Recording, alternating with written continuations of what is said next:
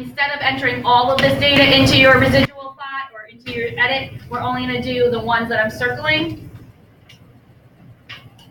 So once you've got it, you can, if you're looking at it, you can start entering them. Okay, don't take more time. You don't have to circle them. You've got it on your screen.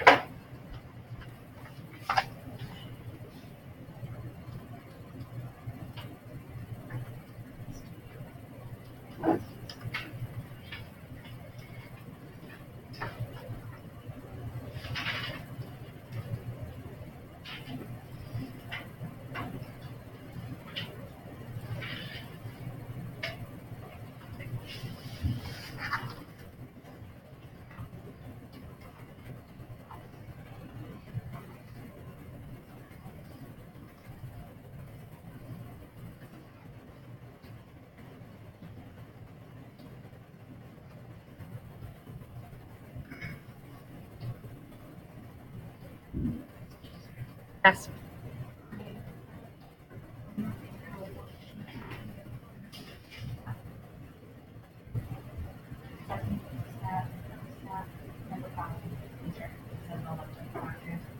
Okay. Go up and clear. Don't delete it. Go up and clear. Okay.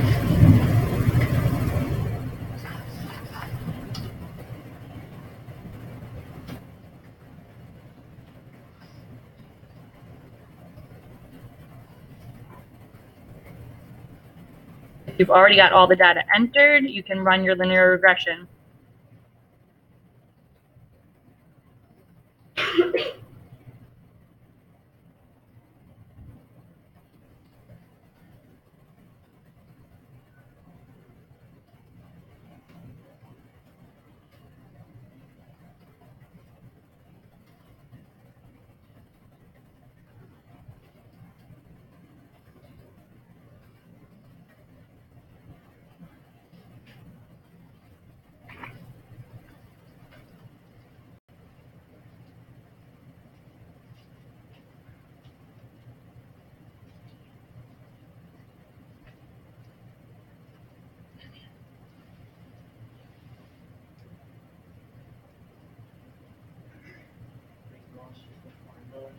Yeah. That's what part A was. Okay, so part A, you're finding the linear regression. I'm going to give you about 1 more minute.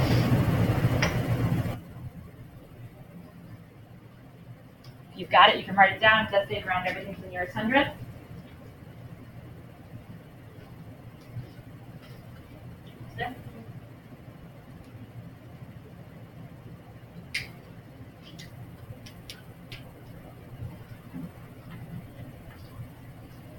Okay, so to find the linear regression line, we press stat, we go over to calc, we press choice 4, we press enter. How many of you have 61.16 and negative 354.74? Yes, no? Close? I guess. Ashley, you got it? Why? What'd you get, Kyle? I got for A, well, for my linear regression, I got 0.921. Okay, and what'd you get for the equation? A is 56.95. That's correct. Do you go 56.95?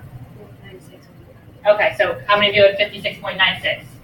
Yeah. Okay, that's correct. So I must have entered a number incorrectly. So we're not going to go with my numbers. We're going to go with yours, but everything will be, the process will be the same. Okay, it's not a big deal if the numbers are different. So I'm just gonna go back to my stat. I must have entered a number incorrectly. That's not a big deal. Oh, I know what you did. You did when you put in your. Did you find you saw it? Yeah, you might have put a 60.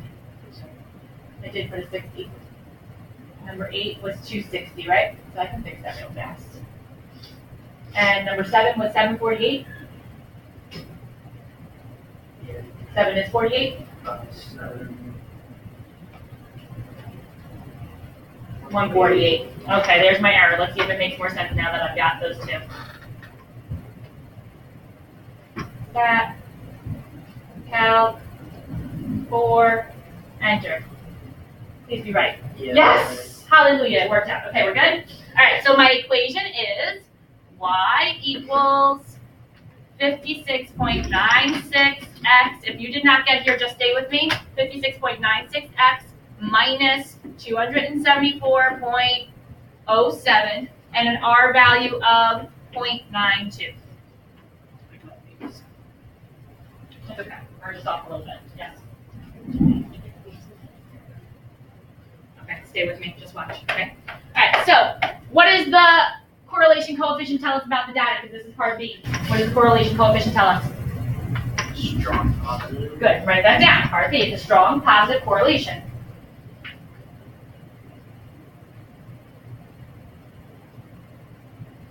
It also asks you if there's causation here. Remember we talked about causation last week? It wants to know if high school dropouts are causing crime rates to increase. Or is there an underlying variable? What would you think? Do you think people are dropping out and then robbing everybody? No. Okay. Do you think there's another reason why people might be dropping out of school and also have high crime rates? What do we think that other possibility might be? Low-income neighborhood. A low-income neighborhood, a neighborhood with a lot of poverty. Okay, so that's your underlying variable. So you could say that the hidden variable is poverty, or a town with a lot of poverty, or a city with a lot of poverty.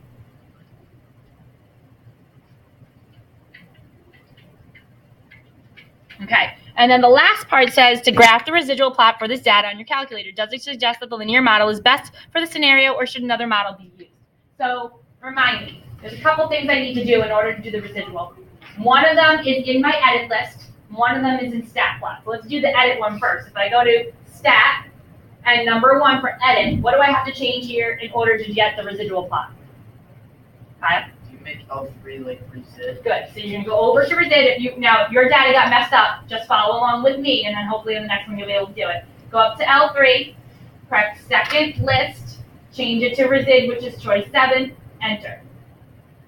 Okay, now I've got all my residuals. So you don't necessarily have to calculate the residuals by doing the predicted and subtracting. The residuals are there for you. Now I go to second stat plot. What do I have to change here? Number 1. Change in plot 1. What do I have to change in plot 1? The Y. The Y list from L2 to resid again. So we go to L2, we go to second list, make it choice 7, enter. Now I can do my residual plot. I press zoom and choice 9, and there's my residual. Okay, so what does this residual plot indicate about the linear function that we created? Is it a good model or is it not a good model? Look at those points. Is it a good model or is it not a good model? Ashley? Good. So it is a good model because the points are scattered and there's no what? There's no distinct pattern. So for your last one, you're going to say the linear model is appropriate because there's no distinct pattern in the residual.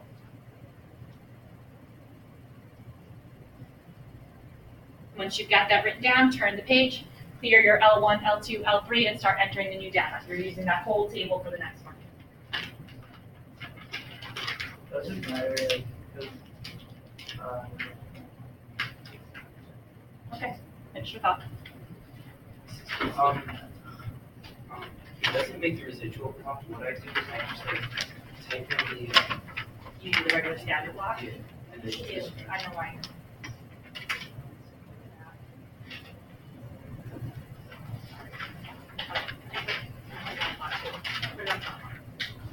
otherwise, or go back to your Y equals and highlight lot two instead.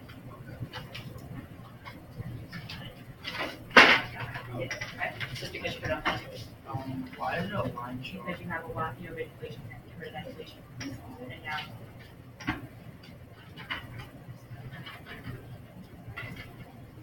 Okay. yep. Put in exactly that number, okay? Okay, put in exactly the data you see for the next one. What's up, Luke? Okay, I'll come over to you.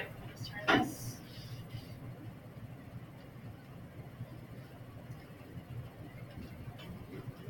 Yep. Does the year matter? In this case, it'll just the year matter. No, you're not doing the year, you're just doing mortgage interest rates and prices. Correlation is strong, so linear model works. The correlation coefficient just tells you the strength of the line. But if this is showing a curve, it could still be strong. But then the linear model, the exponential model makes it stronger. If the data is scattered, the linear model is best.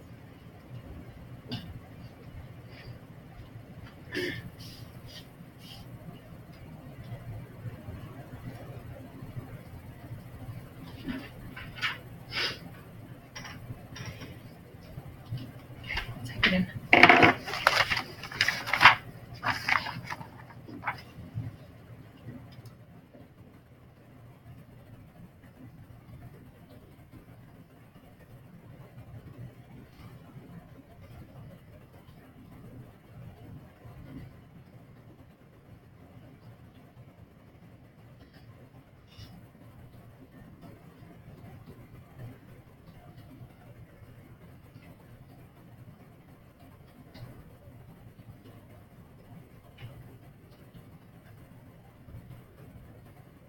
Should have 16 sets of data points.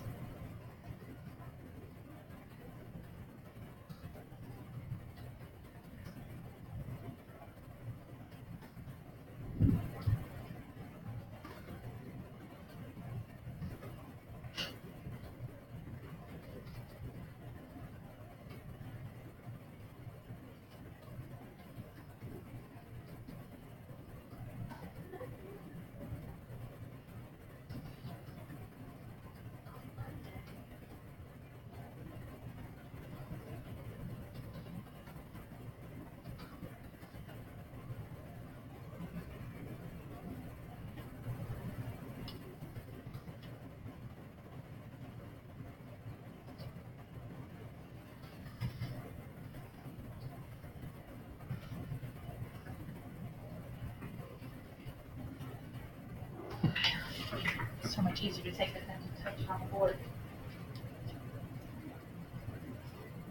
Once you've got it, go ahead and pull up your equation, round it all to the nearest hundredth like we did before.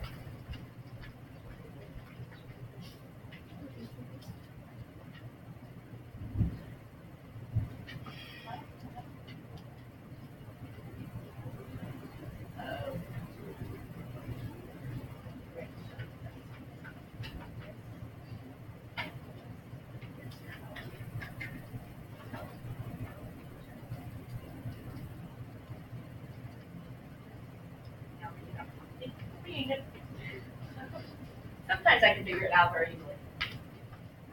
Okay. 1 more minute to get that entered.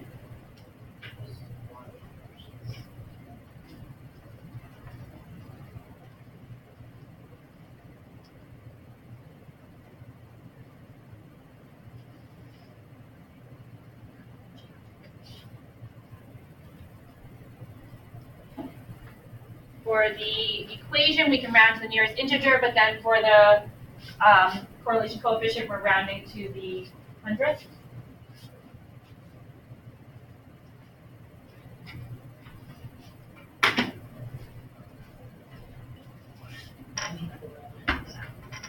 Only nearest integer. Specific nearest integer for these ones. Okay.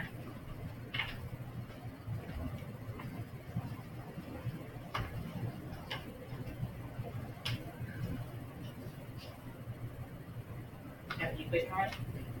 You have to do the equation before you do the residuals, otherwise it's going to give you the wrong residuals. Okay? So when you guys, before you do the residuals, you have to calculate the line of best fit, because then you're programming your calculator to find the correct residuals. Okay, so you can't do your residuals until you run the linear regression. Otherwise, it calculates incorrect residuals. All right, so from here, I go to stat, I go to calc, I go to 4, I press enter, and I've got negative 23,409 plus 393,348. Who agrees with me? Or 349 rather, because we have to round up. Okay, so I'm going to write that as our equation. I'm glad we all got it this time. Y equals negative 2,3,409 x plus 393,348. Nope, 349. With an R value of negative 0.62. So part B, what does the R value tell us about this relationship? Kyle and Ashley are on fire today. Elizabeth, thank you. Moderate negative relationship. So as mortgage interest rates are increasing, house prices are decreasing. Okay, does anybody know anything about the house market, the housing market? A little bit? Okay, so what happens is house prices are really high because people are buying new houses, right? So when there's more demand, you can raise your prices, right? Okay, people are buying it, so you can raise their prices. When house prices are high, the bank doesn't have to charge a very high interest rate. Because the house price is so high, they can lower their interest rates and still make a lot of money. Okay, but now house prices are way high, people stop buying houses. In order to get people to buy your house, what do you have to do? Sell it. Lower the cost of your house. If there's a whole lot of people lowering the cost of their houses, what's the bank going to do? Because they still want to make a lot of money. They're going to raise their interest rates, right? So that's the relationship here. But there might be another variable, okay? Say the stock market just crashed, okay? People are losing money in their bank accounts and in their stock accounts. Are they going to buy a new house? No. So what might be the other variable? Kind of like before, when poverty was the other variable. What's the other variable going to be this time? Instead of saying stock market, what's the big picture?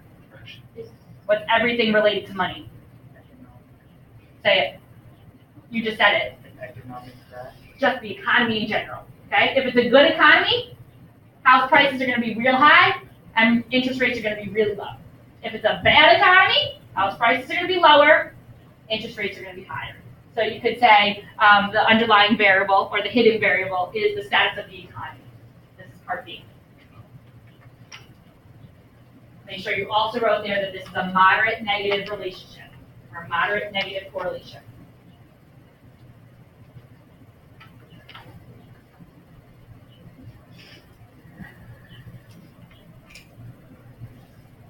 Wait, how do you want to say it? Like the variables like the economy? The status of the economy.